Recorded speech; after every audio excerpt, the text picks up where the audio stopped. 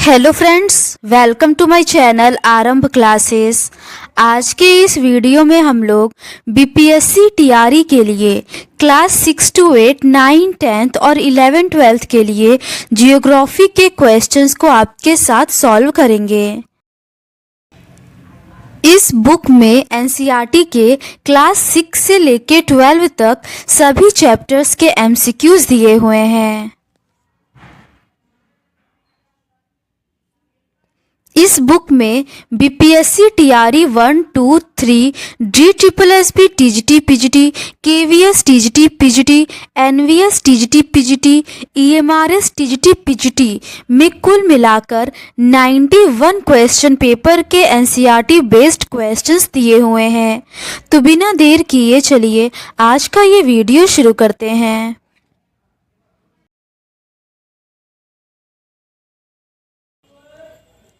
Chapter 7 तक के questions का डिस्कशन हम लोगों ने इस सीरीज के प्रीवियस पार्ट में कर लिया है।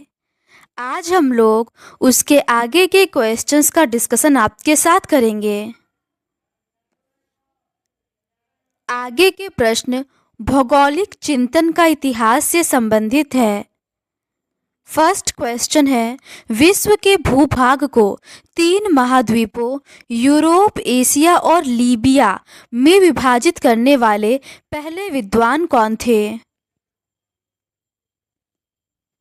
इसका सही आंसर है ऑप्शन ए, हेरोडोटस। विश्व के भूभाग को 3 महाद्वीपों यूरोप, एशिया तथा लीबिया में विभाजित करने वाला पहला विद्वान हेरोडोटस था। हेरोडोटस प्रथम व्यक्ति था जिन्होंने अफ्रीका और एशिया महाद्वीपों को लाल सागर द्वारा विभाजित बताया था। इन्होंने उस समय तक ज्ञात संसार का मानचित्र भी बनाया था। इसमें भूमध्य सागर के चारों ओर के प्रदेश को दिखलाया गया था। इस मानचित्र में यूरोप, एशिया तथा अफ्रीका के वे क्षेत्र थे जो भूमध्य सागर के समीपवर्ती थे।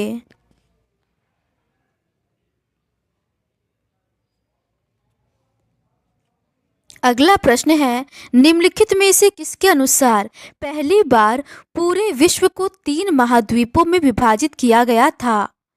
इसका सही आंसर है ऑप्शन सी, हेरोडोटस। अगला प्रश्न है, खोज का महान युग की काला अवधि डैश के बाद शुरू हुई थी? इसका सही आंसर है ऑप्शन सी, 15वीं सदी। खोज के महान युग की कालावधि 15वीं सदी के बाद शुरू हुई थी। इस युग में कोलंबस ने 1492 ईस्वी में नई दुनिया अर्थात अमेरिका की खोज की। वास्को डी गामा ने 1498 ईस्वी में भारत के लिए नए मार्ग की खोज की। मैगलन 1519 से 20 ईस्वी में यूरोप के पश्चिमी तट से पश्चिम की ओर चला और दक्षिणी अमेरिका के दक्षिणी छोर हॉर्न अंतरिक्ष का चक्कर लगाते हुए प्रशांत महासागर में प्रवेश किया और पूर्वी द्वीप समूह पहुंचा। कैप्टन कुक ने 1768 से 1778 तक की अवधि में प्रशांत महासागर और हिंद महासागर में विस्तृत यात्राएं की एवं अनेक नए द्वीपों और ऑस्ट्रेलिया महाद्वीप की खोज की। विश्व इतिहास विशेष रूप से यूरोपीय इतिहास में 13वीं से 17वीं शताब्दी तक की समयावधि को उत्तर मध्यकाल या पुनर्जागरण काल के नाम से जाना जाता है। अगला प्रश्न है, पुराण काल के दौरान अभिज्ञान महाद्वीपों में से एक सलमाली द्वीप का नाम डैश से लिया गया है? इसका सही आंसर है ऑप्शन बी, रेशम कपास का पेड़। पुराण काल के दौरान अभिज्ञान महाद्वीपों में से एक सालमली द्वीप का नाम रेशम कपास का पेड़ से लिया गया है। विभिन्न पुराणों में सप्तद्वीप का वर्णन किया गया है। प्रत्येक द्वीप या भूखंड किसी महाद्वीप या महाद्वीप के तहत खंड को व्यक्त करता है। ये 7 भूखंड मेरू पर्वत के चारों ओर कमल के फूल की पंखुड़ी के समान फैले हुए हैं। ये सप्तद्वीप हैं: जम्बू द्वीप, प्लक्ष द्वीप, सालमली द्वीप, कुश द्वीप, क्रोंच द्वीप, शक द्वीप और पुष्कर द्वीप। इन द्वीपों का नामकरण उनसे संबद्ध प्रधान वृक्षों घास और पर्वतों के आधार पर किया गया है। अगला प्रश्न है, भूगोल शब्द निम्नलिखित में से सबसे पहले किसने प्रयुक्त किया था? इसका सही आंसर है ऑप्शन डी, इरेटोस्थनीज। भूगोल या ज्योग्राफी शब्द का सर्वप्रथम प्रयोग इरेटोस्थनीज द्वारा किया गया था। इरेटोस्थनीज के समय तक भौगोलिक ज्ञान वैज्ञानिक सिद्धांतों पर आधारित क्रमबद्ध ज्ञान के रूप में हो गया था, अतः इन्हें क्रमबद्ध भूगोल का जनक माना जाता है। अरस्तु प्लेटो के शिष्य थे। अरस्तु की प्रसिद्ध ग्रंथ मीटीरियोलॉजिक है। हेरोडोटस को इतिहास का पिता कहा जाता है। इनका मानना था कि समस्त इतिहास का भौगोलिक दृष्टि से अध्ययन किया जाना चाहिए और समस्त भूगोल को इतिहास की तरह व्यवहार में लाना चाहिए। टॉलमी ने भी जियोग्राफिका और अल्माजेस्ट नामक पुस्तक की रचना की। टॉलमी ने भूगोल में मानचित्र कला के विकास में विशेष योगदान दिया था। अगला प्रश्न है, ज्योग्राफी शब्द किसने पेश किया था? इसका सही आंसर है ऑप्शन सी, इरेटोस्थनीज ने। अगला प्रश्न है, सभी इतिहास के साथ भौगोलिक दृष्टि से और सभी भूगोल के साथ ऐतिहासिक दृष्टि से पेश आना चाहिए, ऐसा किसने कहा? इसका सही आंसर है ऑप्शन ए, हेरोडोटस ने। अगला प्रश्न है, निम्नलिखित में से किसने भूगोल को क्षेत्रीय वितरण विज्ञान अवधारणा द्वारा व्याख्या किया? इसका सही आंसर है ऑप्शन बी, हमबोल्ट ने। हमबोल्ट ने भूगोल को क्षेत्रीय या स्थानिक वितरणों का विज्ञान माना है। हेटनर ने भूगोल को एक क्षेत्र विवरण विज्ञान माना है। वॉरेनियस ने भूगोल को दो वर्गों क्रमबद्ध भूगोल और विशिष्ट या प्रादेशिक भूगोल में विभाजित किया। रीटर को आर्मचेयर भूगोलवेत्ता कहा जाता है। ये उद्देश्यवादी एवं ईश्वर में प्रबल विश्वास करने वाले भूगोलवेत्ता थे। ऑस्कर पेसेल ने पदार्थवादी दर्शन का विकास किया तथा हमबोल्ट और रीटर की आदर्शवादी विचारधारा की आलोचना किया। अगला प्रश्न है, इनमें से किसने भूगोल को कालानुक्रमिक विज्ञान के रूप में परिभाषित किया? इसका सही आंसर है ऑप्शन ए, हेटनर ने। हेटनर ने भूगोल को कालानुक्रमिक विज्ञान के रूप में परिभाषित किया।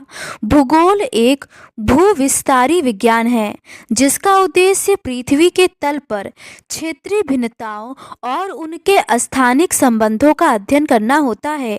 दूसरे शब्दों में भूगोल भूतल का विज्ञान है जो उसकी प्रादेशिक भिन्नताओं का अध्ययन महाद्वीपों, देशों, जनपदों तथा स्थानों के संदर्भ में करता है। हेटनर की कुछ प्रमुख रचनाएं निम्न हैं। रूस का भूगोल, यूरोप का प्रादेशिक भूगोल और मानव भूगोल। हेटनर महोदय ने भूगोल को परिभाषित करते हुए कहा कि भूगोल धरातल के विभिन्न भागों में कारणात्मक रूप से संबंधित तथ्यों में विभिन्नता का अध्ययन करता है।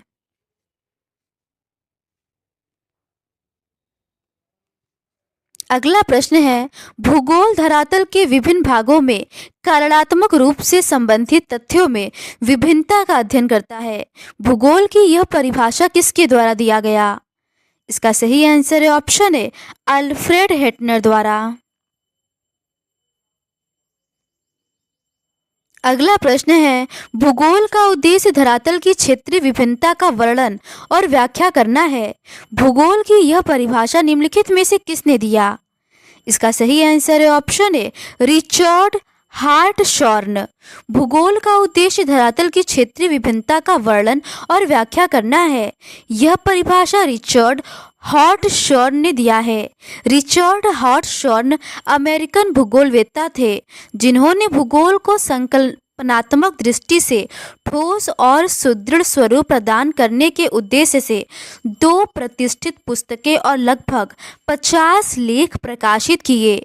उनकी 2 पुस्तकों के नाम हैं द नेचर ऑफ जियोग्राफी और perspective on the nature of geography. अगला प्रश्न है, प्रादेशिक भूगोल एवं क्रमबद्ध भूगोल के मध्य सहसंबंध किसने स्थापित किया था? इसका सही आंसर है ऑप्शन ए वारेनियस। वारेनियस 17वीं शताब्दी का महान जर्मन भूगोलवेत्ता था। उसने भूगोल को दो वर्गों में विभाजित किया, क्रमबद्ध भूगोल और विशिष्ट या प्रादेशिक भूगोल। इस प्रकार वारेनियस प्रथम भूगोलवेत्ता था जिसने क्रमबद्ध भूगोल और प्रादेशिक भूगोल के द्विधात्व की नींव रखी थी। वारेनियस प्रथम भूगोलवेत्ता था जिसने भौतिक भूगोल और मानव भूगोल के मौलिक अंतरों पर विचार किया था। अगला प्रश्न है, निम्नलिखित में से अरब भूगोलवेत्ताओं द्वारा भूगोल की कौन सी शाखा का अधिकतम विकास किया गया था? इसका सही आंसर है ऑप्शन ए नक्षत्र विज्ञान। अरब भूगोलवेत्ता द्वारा नक्षत्र विज्ञान एस्ट्रोनॉमी शाखा का अधिकतम विकास किया गया है, क्योंकि अरब तथा उसके समीपवर्ती एशियाई और अफ्रीकी देशों की जलवायु शुष्क और अर्धशुष्क है, जहां रात्रि में आकाश मेघ रहित और स्वच्छ रहता है। यह पर्यावरण आकाशीय पिंडों के प्रेक्षण तथा खगोलीय ज्ञान प्राप्त करने में सहायक था। अरब विद्वानों ने यह प्रमाणित किया कि सूर्य एवं चंद्रमा के सम्मिलित गुरुत्वाकर्षण से ही ज्वार उत्पन्न होते हैं। मानसून की सामयिक प्रकृति का विचार सर्वप्रथम अरबों ने ही दिया था। मानसून शब्द की उत्पत्ति अरबी भाषा के शब्द मौसीम से हुई है। अल मसूदी ने सागरी जल के विभिन्न रंगों के पाए जाने का कारण लवणता की भिन्नता एवं सागरी वनस्पति की उपस्थिति माना। अगला प्रश्न है, भूगोल के निम्नलिखित शाखाओं में से विधि तथा तकनीक वर्ग से अंतर्गत किसको रखा जाता है? इसका सही आंसर है ऑप्शन सी मानचित्र कला को। भूगोल में विधि तथा तकनीक की शाखा के अंतर्गत मानचित्र कला को रखा जाता है। इसके अतिरिक्त इस शाखा में सामान्य एवं संगणक आधारित मानचित्रण, परिमाणात्मक तकनीक या सांख्यिकी तकनीक, क्षेत्र सर्वेक्षण विधियां, भू सूचना विज्ञान तकनीक जैसे दूर संवेदन तकनीक, भौगोलिक सूचना तंत्र, वैश्विक स्थिति तंत्र आदि को शामिल किया जाता है, जबकि भू आकृतिक विज्ञान, पर्यावरण भूगोल, मृदा भूगोल आदि को भूगोल के प्रमुख शाखा भौतिक भूगोल के अंतर्गत रखा जाता है। अगला प्रश्न है, निम्नलिखित में से कौन सी भौतिक भूगोल की शाखा है? इसका सही आंसर है ऑप्शन डी मृदा भूगोल।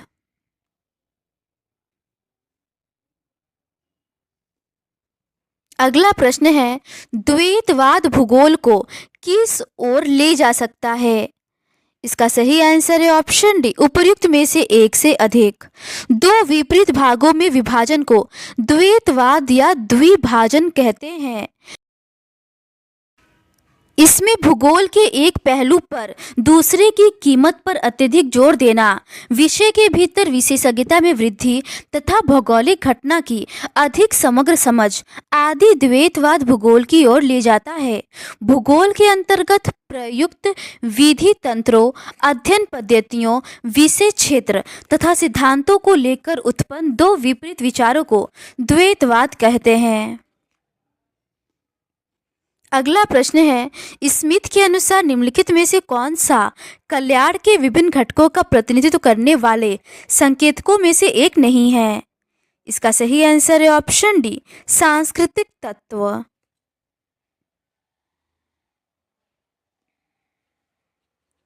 स्मिथ के अनुसार सांस्कृतिक तत्व कल्याण के विभिन्न घटकों का प्रतिनिधित्व करने वाले संकेतकों में से नहीं है, जबकि मानसिक तथा शारीरिक स्वास्थ्य, सामाजिक व्यवस्था तथा प्रसन्नता एवं अवकाश कल्याण के विभिन्न घटकों का प्रतिनिधित्व करने वाले संकेत है।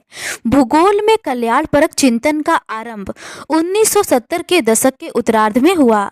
इसके अंतर्गत मानव कल्याण के दृष्टिकोण से मानवीय क्रियाओं तथा प्रतिरूपों की क्षेत्रीय भिन्नता तथा स्थानिक संगठन पर विचार किया जाता है।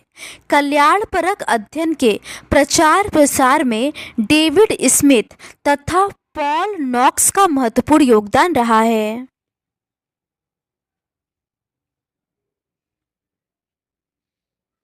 अगला प्रश्न है, नीचे दो कथन दिए गए हैं जिसमें एक को अभिकथन और दूसरे को कारण के रूप में लेबल किया गया है।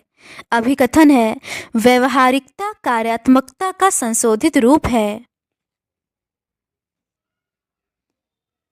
कारण है व्यवहारिक भूगोल भौगोलिक स्थान को ज्ञान और त्रुटि के सम्मिश्रण के रूप में पहचानता है। उपरोक्त दो कथनों के संदर्भ में निम्नलिखित में से कौन सा सही है? इसका सही आंसर है ऑप्शन बी। ए गलत है लेकिन आर सही है। कार्यात्मकता मूलतः एक सामाजिक अवधारणा है जो प्रत्यक्षवादी दार्शनिक दृष्टिकोण के अधिक समीप है, न कि व्यवहारिकता का संशोधित रूप में। प्रकार्यवाद के अनुसार समाज संस्तरित तथा अन्योन्याश्रित तंत्र के रूप में होता है।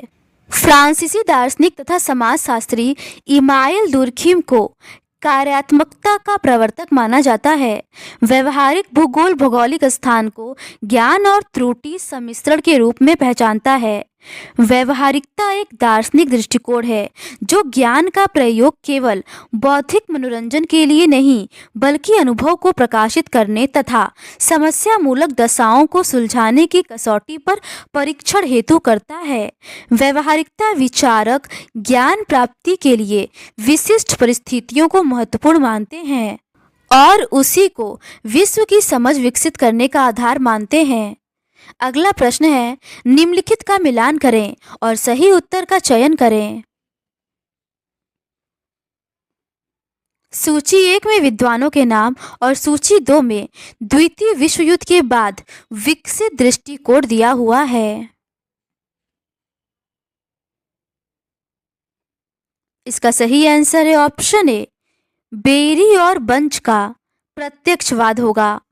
वॉलपर्ट और ओहल्सन का व्यवहार दृष्टिकोण होगा।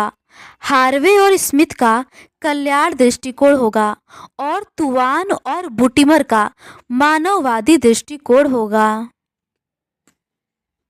अगला प्रश्न है निम्नलिखित में से कौन एनवायरमेंटल डिटरमिनिज्म का समर्थक नहीं है? इसका सही आंसर है option A Carl Sauer. Carl Sauer पर्यावरण नियतिवाद के समर्थक नहीं है। वे संभववादी विचारक थे। पर्यावरण निश्चयवाद का जन्म और विकास जर्मनी में हुआ। इस सिद्धांत के विकास में AC. Sample, Huntington, Mackinder, Humboldt, Ritter, Ratzel आदि विद्वानों ने योगदान दिया। निश्चयवाद के विपरीत संभववाद संकल्पना का विकास किया गया जिसमें मानव को प्रकृति से श्रेष्ठ माना गया। इसका विकास फ्रांस में हुआ तथा इसके विकास में विडाल डी ला ब्लाश, फेब्रे, ब्रूनश, ईसा बोमेन, कार्ल शावर आदि विद्वानों ने योगदान दिया। अगला प्रश्न है The nature does not drive man along a particular road, but it offers a basket of opportunities from among which man is free to select. यह कथन संबंधित है। इसका सही आंसर है ऑप्शन डी संभाव्यवाद से। प्रकृति मनुष्य को किसी विशेष सड़क पर नहीं ले जाती है, लेकिन यह अवसरों की एक टोकरी प्रदान करती है जिसमें से व्यक्ति चुनने के लिए स्वतंत्र है। उपर्युक्त कथन संभाव्यवाद विचारधारा का है। इस विचारधारा के प्रवर्तक और समर्थक विडाल डी ला ब्लाश, फेब्रे, ब्रूनश, ईसा बोमेन, कार्ल सावर आदि विद्वान थे। अगला प्रश्न है स्टॉप एंड गो डिटरमिनिज्म निम्नलिखित में से किसने प्रस्तुत किया था? इसका सही आंसर है ऑप्शन ए जी टेलर ने। ग्रिफिथ टेलर ने नव निश्चयवाद के सिद्धांत को प्रतिपादित किया। उसने अपने निश्चयवाद को वैज्ञानिक निश्चयवाद या रुको और जाओ निश्चयवाद कहा। टेलर के अनुसार प्रकृति चौराहे पर खड़ी ट्रैफिक पुलिस के समान है जो यात्रियों को चौराहे पर नियंत्रित करती है किंतु उनके गंतव्य को नहीं बदलती है। जिस प्रकार यात्री को अपनी भलाई के लिए यातायात के नियमों का पालन करना उपयोगी है, उसी प्रकार मनुष्य को भी प्राकृतिक नियमों को ध्यान में रखते हुए कार्य करना चाहिए, अन्यथा उसे किसी आपदा या दुर्घटना का शिकार होना पड़ सकता है। टेलर द्वारा प्रतिपादित रुको और जाओ नियतिवाद के अनुसार मनुष्य पर प्रकृति का पूर्ण नियंत्रण नहीं है, किंतु प्रकृति के प्रभाव को अस्वीकार नहीं किया जा सकता।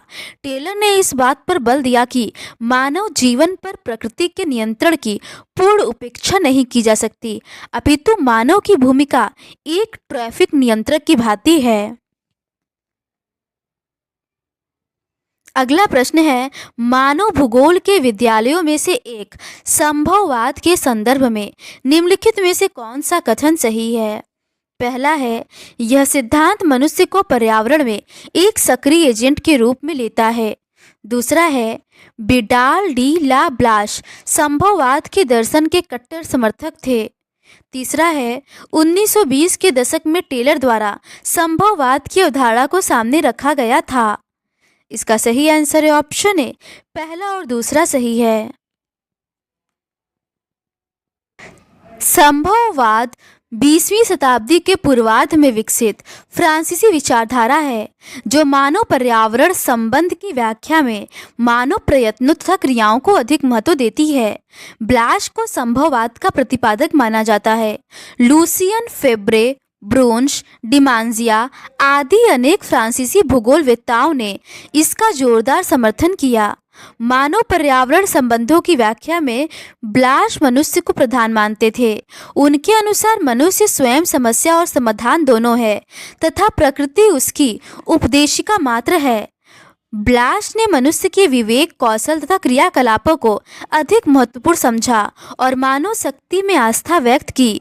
उनका मत था कि प्रकृति मनुष्य के सम्मुख अनेक साधन और संभावनाएं प्रस्तुत करती है, जिसका प्रयोग करने के लिए मनुष्य स्वतंत्र है। ब्लाश के शब्दों में मनुष्य के लिए प्रकृति का स्थान एक सलाहकार से अधिक नहीं हो सकता। फ्रांसीसी विद्वान फेब्रे ने संभववाद शब्द का सर्वप्रथम प्रयोग किया था। फेब्रे ने संभववाद की विस्तृत व्याख्या अपनी पुस्तक इतिहास की भौगोलिक भूमिका में किया है। ग्रिफिथ टेलर को नवनियतिवाद का प्रमुख प्रवर्तक माना जाता है। अगला प्रश्न है, भूगोल के निम्नलिखित उपागमों में से सबसे नूतन कौन सा है? इसका सही आंसर है ऑप्शन सी, स्थानिक संगठन। भूगोल के उपागमों में से सबसे नूतन उपागम स्थानिक संगठन है। स्थानिक संगठन उपागम 1950 के दशक के अंत से 1960 के दशक के अंत तक प्रचलन में रहा। इस समय मानचित्र एवं मानवीय परिघटनाओं के विश्लेषण में प्रायः भौतिकी के नियमों का अनुप्रयोग किया जाता था। इस प्रावस्था को विभिन्न मानवीय क्रियाओं के मानचित्र योग्य प्रतिरूपों की पहचान करना इसका मुख्य उद्देश्य था। अगला प्रश्न है, मानव भूगोल के निम्नलिखित उपागमों में से कौन सा नवीनतम है? इसका सही आंसर है ऑप्शन सी, उत्तर आधुनिकवाद।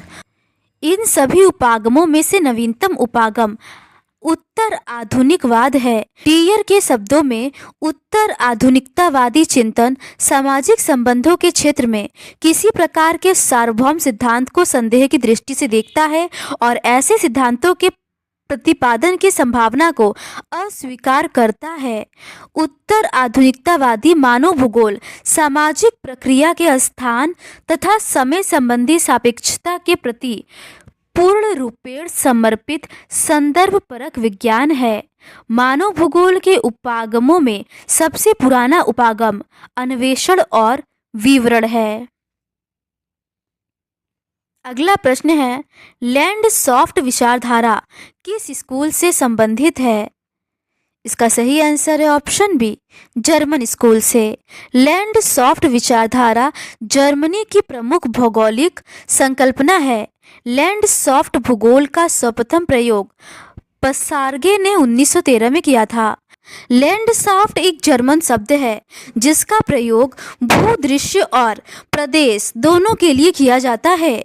भूदृश्य के अंतर्गत प्राकृतिक और सांस्कृतिक दोनों प्रकार के भूदृश्य सम्मिलित होते हैं। अगला प्रश्न है, टिहरी बांध परियोजना का विवाद संबंधित है।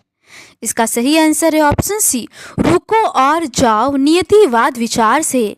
टिहरी बांध परियोजना का विवाद रुको और जाओ नियतिवाद विचार से संबंधित है। इसका प्रतिपादन ग्रिफिथ टेलर ने किया। नव नियतिवाद में मनुष्य को प्राकृतिक नियमों का ध्यान रखते हुए कार्य करना चाहिए, अन्यथा किसी अज्ञात कठिनाई या दुर्घटना का शिकार होना पड़ सकता है। इसे ही रुको और जाओ नियतिवाद कहते हैं। नियतिवाद में प्रकृति को तथा संभववाद में मानव को प्रमुख माना जाता है। इसी के बीच नवनियतिवाद का प्रतिपादन हुआ, जिसमें कहा गया कि मनुष्य पर प्रकृति का पूर्ण नियंत्रण नहीं है, किंतु प्रकृति के प्रभाव को अस्वीकार नहीं किया जा सकता है। टिहरी बांध परियोजना का निर्माण भगीरथी नदी पर भगीरथी और भिलांगना के संगम के नीचे उत्तराखंड के टिहरी जिले में किया जा रहा है। इसका मुख्य उद्देश्य भागीरथी और भिलांगना के बाढ़ के जल का संग्रह कर सिंचाई, बाढ़ नियंत्रण, विद्युत उत्पादन और पर्यटन को बढ़ावा देना था। टिहरी बांध परियोजना के विरोध का मुख्य कारण भूकंप प्रवण क्षेत्र में स्थिति, पर्यावरण की क्षति और लोगों के विस्थापन से उत्पन्न हुआ है।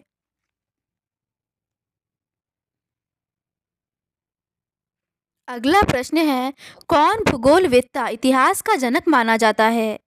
इसका सही आंसर है ऑप्शन ए, हेरोडोटस। हेरोडोटस एक यूनानी भूगोलवेत्ता थे, जिन्हें इतिहास का पिता माना जाता है। इन्होंने भूमध्य सागर और काला सागर के समीपवर्ती देशों की यात्राएं किया और उनका भौगोलिक वर्णन किया था।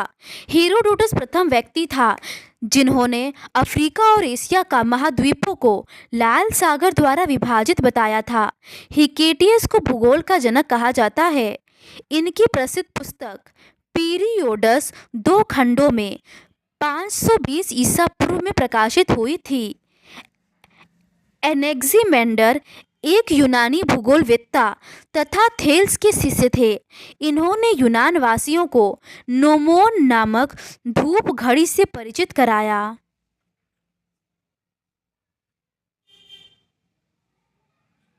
अगला प्रश्न है, मत्स्य कृषि सूचक है? इसका सही आंसर है ऑप्शन बी, संभववाद का। मत्स्य कृषि संभववाद का सूचक है।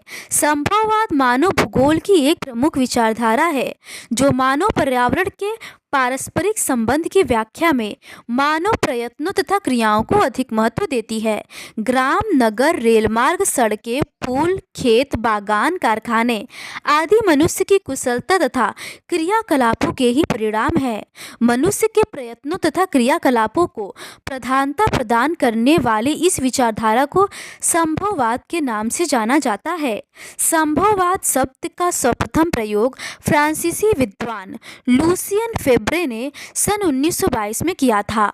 नियतिवाद मानव भूगोल की एक प्रमुख विचारधारा है, जो मानव प्रकृति संबंध की व्याख्या प्रकृति को सर्वशक्तिमान और समस्त मानवीय क्रियाओं को नियंत्रक मानकर करती है। अगला प्रश्न है, सर्वप्रथम किसने वृत्त को 360 डिग्री में विभाजित किया? इसका सही आंसर है ऑप्शन ए, हिप्पारकस ने। सर्वप्रथम हिप्पारकस ने वृत्त को 360 डिग्री में विभाजित किया था। उन्होंने विषुवत वृत्त को पृथ्वी का बृहत वृत्त बताया और यह भी स्पष्ट किया कि भूमध्य रेखा से उत्तर और दक्षिण की ओर अक्षांश वृत्तों की लंबाई क्रमशः घटती जाती है। हेरोडोटस प्रथम व्यक्ति थे जिन्होंने अफ्रीका और एशिया महाद्वीपों को लाल सागर द्वारा विभाजित बताया था। टालमी एक महान खगोल शास्त्री थे, जिन्होंने खगोल शास्त्र की प्रसिद्ध पुस्तक अल्माजेस्ट की रचना की थी।